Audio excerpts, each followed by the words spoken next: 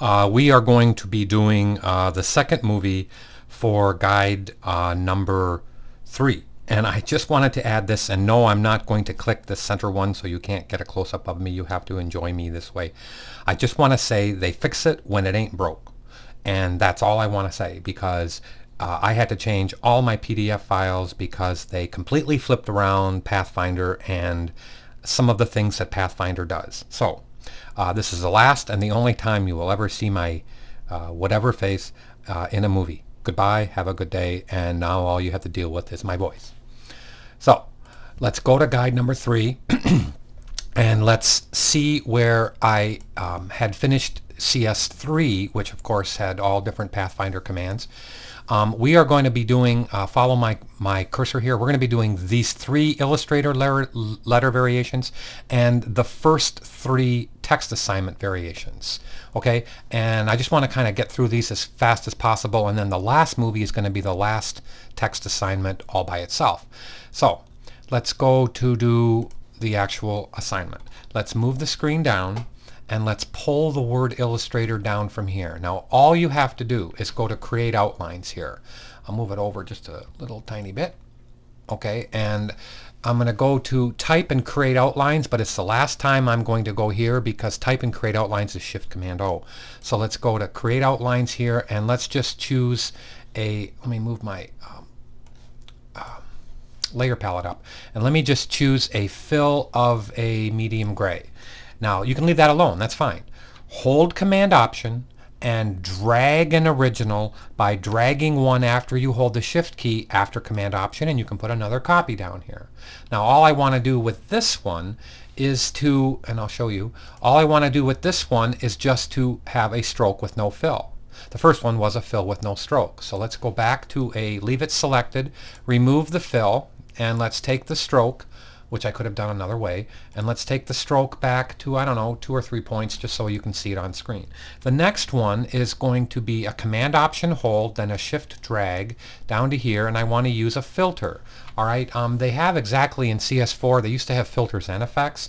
Now with RGB and CMYK images, it's all the same, so it's under one effect menu. So I'm going to go to where my assignment guide says, let me click the PDF file. Here it says use a filter.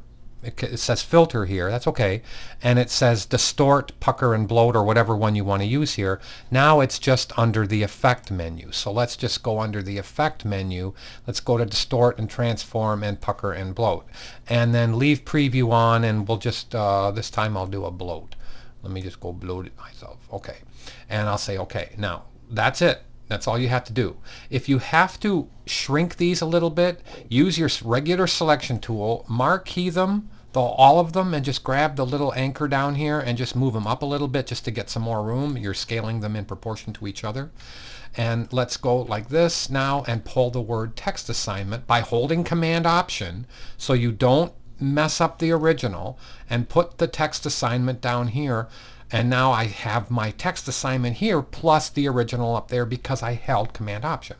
Now let's get close to this. Let me move Pathfinder up on the screen. And this is where my CS3 differs from CS4. In Pathfinder, you used to have to hold the Option key in order to make the next function work. I'm going to show you that I have rewritten that, because you go down here and it says, right in this box right here, it says use Pathfinder and click the Exclude button. I have it circled on right. It says do not Option click. So as opposed to last year, if any of you are redoing this from the last one, or you've already done this online or whatever, you do not Option click. So let me go Shift Command O to turn that into a rectangle. I'm sorry, into paths, and let's go M for the rectangle tool, and let's make a rectangle box. Now I'm going to cheat in a way. Look at how I've given myself enough room, and I want to get close on here because I want you to see something, that it's very important that this rectangle remain one shape. Now I'm going to just take the fill of that rectangle and make it any color. I'll make it your favorite color. And I'll go Command Shift left bracket to send it to the back momentarily. You don't have to do this, but I want you to see, if you follow this, every time you see a piece of green here, it's connected to itself. Even down here where the S hits, you see how that little tiny shape where's my cursor? Right there, the little tiny shape actually is connected, so it will remain as one shape. And that's important. Look at how when it cuts through the E, it comes up and around and down, but yet it doesn't eclipse or go up high enough to get into the little shape for the E. So make sure your rectangle is one shape. Now let me Command Z back twice, so I go back to an in behind shape. Actually, the rectangle will stay in front. Now, I know this sounds silly, but my assignment guide says now repeat the process and do it for every other letter shape, because yet right now I have not used any Pathfinder command. So I'm actually going to put 4 of these down here. This is for the second one. I'm going to hold Command Option again and put a third one there, and then I'm going to hold Command Option and put a fourth one there, all separated from each other by a little bit. Now let's go up here and do this one. Don't tell the teacher I told you how to cheat there, but that's okay. Let me now ignore the other 3 and just put the text assignment down here on the screen and put the Pathfinder next to it. I'm going to use the A key, and I am going to draw a box, or I'm going to use the layer palette and select both of these 2 shapes. Make sure you encompass all of the shapes. Now don't hold the Option key and click the Exclude option over here. Now what it wants you to do is remove the whole top half of the letters, and I'm going to Marquee the top half. Remember when I said the Option key turns the direct select into the group select? I'm going to hold the Option key down as I Marquee, and all of the points are going to turn solid. But please look at how I dragged from the top, and I'm not going to go past the horizon, and I'm going to now let go. And now if I hit the delete key, I've deleted out the whole top of the letters. I want you to do the same thing. That's actually finished. We'll move that up in a little while. That's actually finishing up this 6th letter variation. Now to do the 7th letter variation, do the same thing. Use the Exclude, don't hit the Option key, and just group the top letters and turn them into a gradient going from dark to light towards the horizon. Okay, let's do that. Let's Marquee the whole top. We have to actually Marquee all of it. Now with it selected, the rectangle and the shapes for the letters, let's hit the Exclude command. Let's Marquee from the top, holding the Option key just on the top, and let's grab just the top shapes. Now I'm going to extend out the layer palette, and I'm going to see the little blue box over here that tells me that this is where the group is. Okay, I'm going to click, and you're going to see all of these shapes here that are selected that make up that whole upper letter. I'm going to hit Command G to group that because I want to have it be a 1-button click. See how it's a 1-button click over here to the right. Now I'm going to click the, let me shrink that back.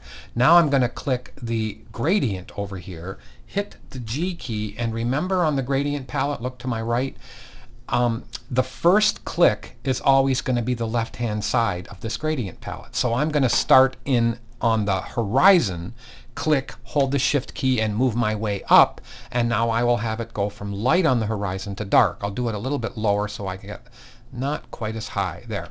And now that's what I want you to turn in. All right, let's do the next letter variation. And all this one wants to be on here is that you're going to use the divide command, the one circled in Pathfinder to the bottom left. And on this one, I want you to use the divide command. We're going to lock the bottom rectangle with the key command. I'll show you where it is in the tool in the menu, but the key command is Option 2. Is Command 2. To unlock is Command Option 2. But let's go to do that, and then after you lock the rectangle, Marquee from the bottom and remove the bottom shapes. Now that is the same exact set of directions for the bottom here, which is going to be its own movie. So let's go ahead and do this bottom one, hitting the A key for the direct select tool. Let's Marquee just everything that has to do with this third shape. Now instead of hitting the Exclude command over in Pathfinder, let's hit the divide command. Now I told you to click on the rectangle, and if we can get close, I don't know if we can see it on screen. No, you can't see it real well. That's okay. That's all right. You can kind of see it from this distance. There's a little razor blade cut line right in there. It doesn't really matter. I just wanted you to see that it is indeed cut. Let me place that on screen and click the bottom rectangle with the direct selection tool. Okay. Now let's go to Object, Lock, selection. Notice how it's Command 2. Unlock all here, let's go to Object Unlock All, is Option Command 2. So I have now locked the bottom rectangle. See how I can't touch it? I'm trying to click on it. If I marquee from the bottom but don't go past the horizon the opposite way as we did before, I'll get all the bottom shapes. Now since some of the dots, some of the anchor points are solid and I have hollow anchor points, it's going to take 2 deletes. 1, 2 to actually delete out everything I wanted. That is it. That's everything for this second movie. On the third movie, which you won't have to see my face on, we are going to do the bottom one down here. And again, it's just a copy of the word text assignment from the top turned into a create outlines with a rectangle on the bottom ready for the next function. And that'll be it. Okay? Take care.